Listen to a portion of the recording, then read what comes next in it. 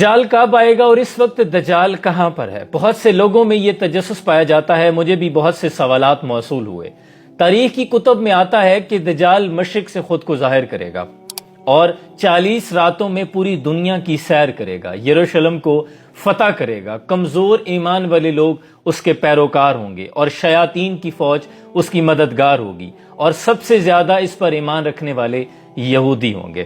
اور اس کی واضح نشانیوں میں ہے ایک آنکھ سے کانا ہوگا، اور اس کے علاوہ اس کے ماتھے پر کافر یا کفر لکھا ہوگا۔ سوائے طیبہ اور مکہ کے، مدینہ اور مکہ کے، یہ پوری دنیا میں ہر جگہ ٹریول کرے گا اور اپنے ماننے والوں کو جو کمزور ایمان والے ہوں گے انہیں اپنے ساتھ شامل کر لے گا۔ اب سوال یہ ہے کہ دجال اس وقت کہاں ہے اور وہ کب آئے گا؟ اس حوالے سے جو مستند حوالہ ملتا ہے اور تفصیلی بات ملتی ہے وہ ملتی ہے، امام مسلم نے لکھا ہے، حضرت تمیم داری رضی اللہ تعالیٰ عنہ صحابی رسول ہیں، انہوں نے یہ واقعہ خود حضور اکرم صلی اللہ علیہ وسلم کو آ کر بیان فرمایا، اور خود حضور اکرم صلی اللہ علیہ وسلم نے اپنی زبان مبارکہ سے تمام صحابہ کو جمع کیا اور پھر حضرت تمیم داری رضی اللہ تعالیٰ عنہ کا یہ واقعہ بیان کیا۔ حضرت تمیم داری رضی اللہ تعالیٰ عنہ نصرانی تھے، یعنی عیسائی تھے پہلے، اور یہ بتاتے ہیں کہ میں قبیلہ لحم اور قبیلہ جزام کے 30 لوگوں کے ساتھ مشرق کی جانب سمندر میں بحری سفر پر تھا، اور طغیانی آ گئی، یہاں تک کہ ہمارا جہاز ہمارے کنٹرول سے باہر ہو گیا۔ پھر ہواؤں کی موجوں کے ساتھ ہم سفر کرتے رہے اور ہم راستہ بھٹک گئے تھے، یہاں تک کہ 30 روز ہم سفر کرتے رہے، اور بالآخر ہم ایک ایسے جزیرے پر پہنچے جس کے بارے میں ہمیں بالکل خبر نہیں تھی۔ پھر ہم نے اپنے بحری جہاز میں سے کچھ چھوٹی کشتیاں نکالی، اور ان کشتیوں پر بیٹھ کر ہم جب اس جزیرے پر پہنچے، وہ جو ایک خوفناک اور پراسرار جزیرہ تھا، کہتے ہیں کہ جب ہم اس جزیرے پر پہنچے تو سامنے ہم نے ایک جانور کو کھڑا پایا جس کے جسم پر اتنے بال تھے کہ یہ فیصلہ کرنا مشکل تھا کہ اس کا منہ کس طرف ہے اور اس کی پشت کس طرف ہے۔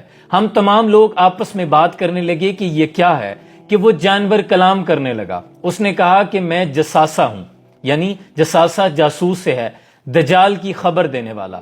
پھر اس نے کہا کہ تم لوگ مجھے چھوڑو، یہاں قریب ہی ایک گرجا گھر ہے، اس کے اندر ایک انسان موجود ہے جسے تم لوگوں سے، یعنی انسانوں سے بات کرنے کا بڑا شوق ہے، جو بڑا مشتاق ہے۔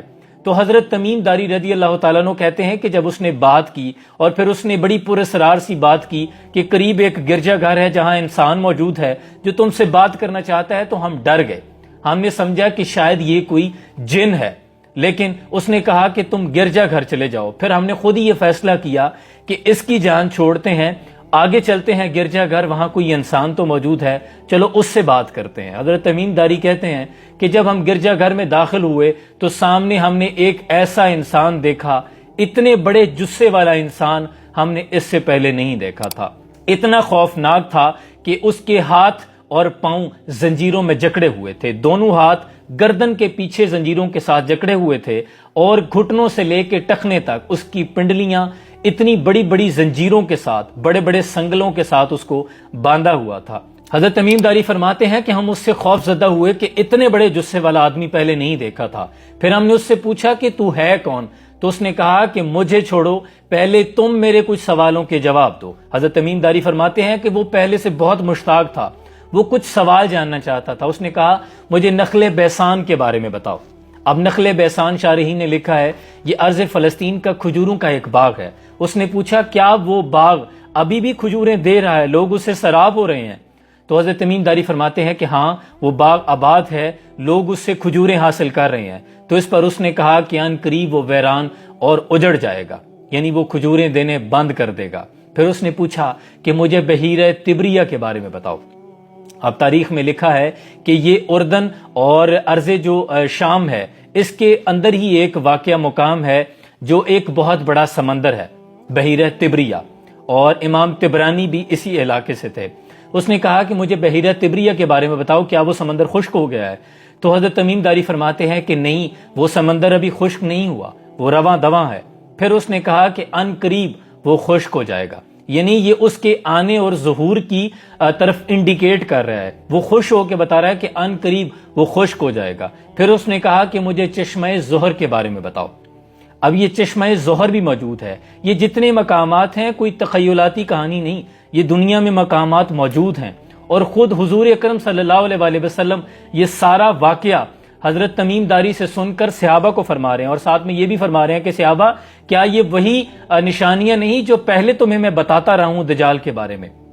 اور پھر یہ جو چشمہ ظہر کے بارے میں اس نے پوچھا، اس نے کہا کیا ابھی بھی لوگ اس چشمے سے سراب ہو رہے ہیں اور اپنی کھیتیوں کو پانی دے رہے ہیں، یعنی اس سے وہ کھیتی باڑی کر رہے ہیں؟ تو حضرت تمیم داری فرماتے ہیں کہ ہاں، لوگ اس سے کھیتی باڑی کر رہے ہیں، گو کہ اس کا پانی بہت تھوڑا رہ گیا ہے. پھر اس نے کہا کہ مجھے امیین کے نبی کے بارے میں بتاؤ، عربوں کے نبی کے بارے میں بتاؤ، یعنی محمد عربی صلی اللہ علیہ وآلہ وسلم کے بارے میں بتاؤ، وہ نبوت کے معاملات کیسے چلا رہے ہیں. تو حضرت تمیم داری ابھی اسلام تو نہیں لائے تھے، نصرانی تھے، لیکن علم رکھتے تھے. آپ فرمانے لگے کہ ہاں، اب وہ مکہ سے یثرب چلے گئے ہیں. پھر اس نے کہا کیا عربوں کے لوگوں نے ان کے ساتھ جنگ کی؟ تو حضرت تمیم داری فرماتے ہیں کہ ہاں، عربوں کے لوگوں نے ان کے ساتھ جنگ کی. پھر اس نے کہا کہ پھر کیا ہوا؟ تو کہا کہ عربوں کے لوگ ان پر ایمان لے آئے ہیں. تمیم داری نے جب یہ بتایا کہ عربوں کے قریب کے تمام علاقے ان کی اطاعت میں آ گئے ہیں، تو اس پر وہ کہنے لگا کہ ہاں، ان کے حق میں یہی بہتر تھا کہ وہ ان کی اطاعت کر لیتے. پھر وہ کہنے لگا کہ اب میں تمہیں اپنے بارے میں بتاتا ہوں، میں مسیح ہوں. یعنی وہ خود کو دجال نہیں کہے گا، دجال دھوکے باز کو کہتے ہیں.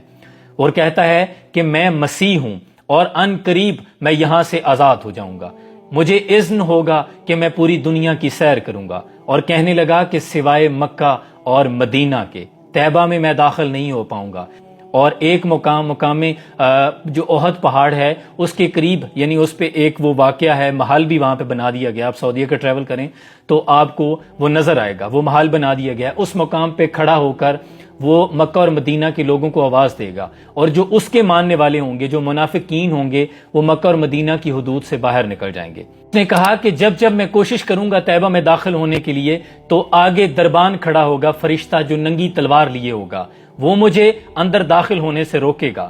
صحابہ فرماتے ہیں کہ جب حضور یہ فرمانے لگے تو حضور نے کھڑے ہو کر اپنا عصا اپنے ممبر پہ مارا ایسے، اور فرمایا کہ ہاذا طیبہ، طیبہ طیبہ ہے. یعنی 3 مرتبہ حضور نے فرمایا کہ طیبہ طیبہ ہے. یہ جو عاشق ہم کہتے ہیں نا کہ مدینہ مدینہ ہے، یہ خود حضور نے فرمایا کہ طیبہ طیبہ ہے. طیبہ کی یہ طاقت ہے کہ دجال بھی مدینہ شریف میں اور مکہ میں داخل نہیں ہو سکے گا. تو حضور نے فرمایا کہ وہ بحیرہ شام اور بحیرہ یمن کی طرف سے آئے گا. پھر حضور نے فرمایا کہ نہیں، وہ مشرق کی طرف سے آئے گا. یعنی یہ حکمت کی طرف اشارہ تھا کہ یہ صیغہ راز میں رکھا جائے. اور اب بھی دیکھیں آپ کے اتنے جدید دور میں بھی بہت سے ایسے جزیرے ہیں، بہت سے ایسے سمندر ہیں، ایسے مقامات ہیں جن کی طرف بحری جہاز بھی گئے ہیں اور فضائی جہاز بھی گئے ہیں، لیکن وہ ان ایکسپلورڈ ہیں، ان ڈسکورڈ ہیں. وہاں تک جہاز گئے ہیں لیکن واپس نہیں آ سکے. وہ بہت سی ایسی چیزیں ہیں جو ابھی تک صیغہ راز میں ہیں.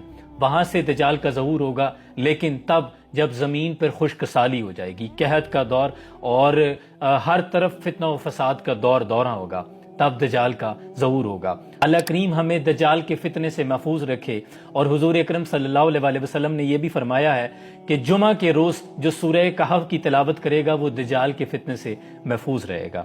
لہٰذا زیادہ سے زیادہ جمعہ کے روز سورہ کہف کی تلاوت کیا کریں. جزاکم اللہ خیرہ.